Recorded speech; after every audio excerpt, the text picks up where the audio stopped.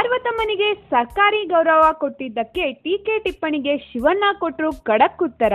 ಹೌದು, ಇತ್ತೀಚೆಗಷ್ಟೇ ನಿಧನರಾದ ನಿರ್ಮಾಪಕಿ ಪಾರ್ವತಮ್ಮ ರಾಜ್ಕುಮಾರ್ ಅವರ ಅಂತ್ಯಕ್ರಿಯೆಯನ್ನು ಸಕಲ ಸರ್ಕಾರಿ ಗೌರವಗಳಿಂದ ನೆರವೇರಿಸಲಾಗಿತ್ತು. ಆದರೆ ಪಾರ್ವತಮ್ಮನಿಗೆ ರಾಷ್ಟ್ರಧ್ವಜ ಹೊದಿಸಿ ಸರ್ಕಾರಿ ಗೌರವ ಸಲ್ಲಿಸಿದ್ದು ವಿವಾದ ಸೃಷ್ಟಿಸಿದೆ. ಅಂತ್ಯಕ್ರಿಯೆಯಲ್ಲಿ ರಾಷ್ಟ್ರಧ್ವಜಕ್ಕೆ ಅವಮಾನವಾಗಿದೆ ಅಂತ ವಕೀಲರೊಬ್ಬರು ಕೋರ್ಟ್ ಮೆಟ್ಟಿಲೇರಿದ್ದಾರೆ. ಈ ಹಿನ್ನೆಲೆಯಲ್ಲಿ ನಟ ಶಿವರಾಜ್ ಕುಮಾರ್ ಪ್ರತಿಕ್ರಿಯಿಸಿದ್ದಾರೆ.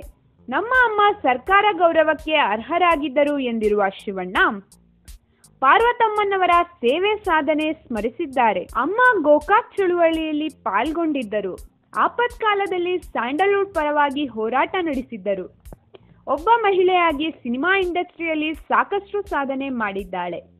ಆದ್ದರಿಂದ ಅಮ್ಮ ಸರ್ಕಾರಿ ಗೌರವಕ್ಕೆ ಅರ್ಹರು ಎಂದು ಶಿವಣ್ಣ ಹೇಳಿದ್ದಾರೆ. ಇದೇ ವೇಳೆ ಪಾರ್ವತಮ್ಮನ ಅಂತ್ಯಕ್ರಿಯೆ ಕುರಿತಂತೆ ವ್ಯಕ್ತವಾದ ಅಭಿಪ್ರಾಯಗಳ ಬಗ್ಗೆ ಪ್ರತಿಕ್ರಿಯಿಸಿರುವ ಶಿವಣ್ಣ, ಎಲ್ಲರಿಗೂ ತಮ್ಮ ಅಭಿಪ್ರಾಯ ವ್ಯಕ್ತಪಡಿಸುವ ಸ್ವಾತಂತ್ರ್ಯವಿದೆ ಎಂದಿದ್ದಾರೆ.